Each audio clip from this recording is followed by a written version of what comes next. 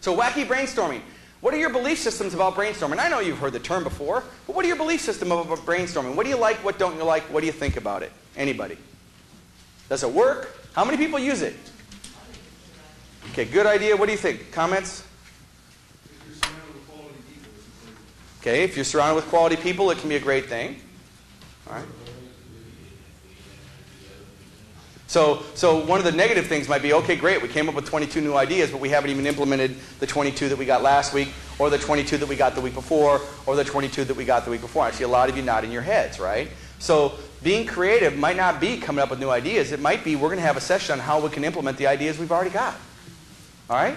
Maybe that's a better question to ask. Maybe you don't need any more ideas. I got news for you. Ask my staff. I have more ideas. I come up with projects that there's no way I could do it. I have Cindy who takes care of sales, marketing, and accounting, and I overwhelm her with projects every single day. I got Alicia who does 200 websites I have. 200 websites with different types of shopping carts, different types of scripts on them, different types of things, and I'm constantly coming up with new copy and new ideas and how to make them more effective because I do a lot of work on the internet.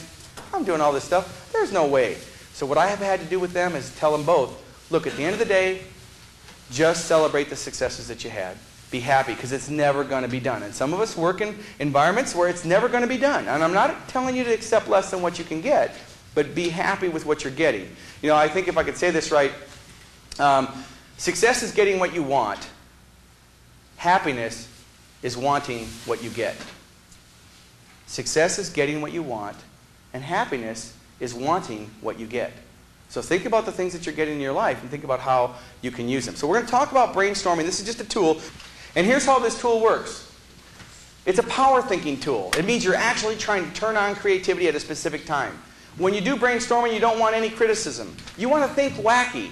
You can use a beach ball, or use something to pass around. Use a Nerf ball, or use a little widget or something and just toss it to somebody and say, okay, you come up with an idea. Or you might say, before we come to the meeting on Tuesday, everybody needs to bring an idea on a 3x5 card. Here's your ticket to admission to get into the meeting. You better come with a new idea or a challenge that you want answered.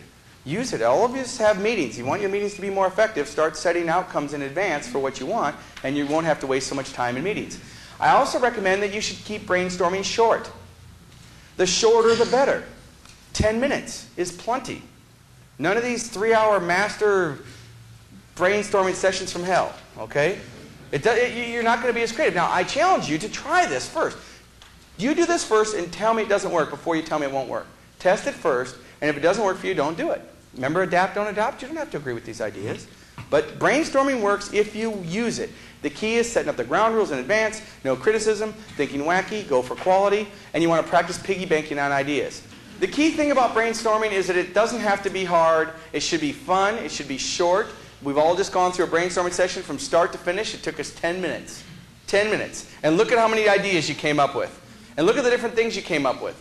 But the key, remember, is, okay, we came up with all these great ideas, but now what are we going to do to implement it? And then we spend a couple minutes on actual implementation. The key to getting more follow-through with your implementation is to assign and delegate and to follow up. So come up with the ideas, then assign, delegate, and follow up. Because not everybody can do everything. Get some commitments out of people when you're going to do things, and get everybody committed to doing it. But if you come up with enough value up front, people will do it.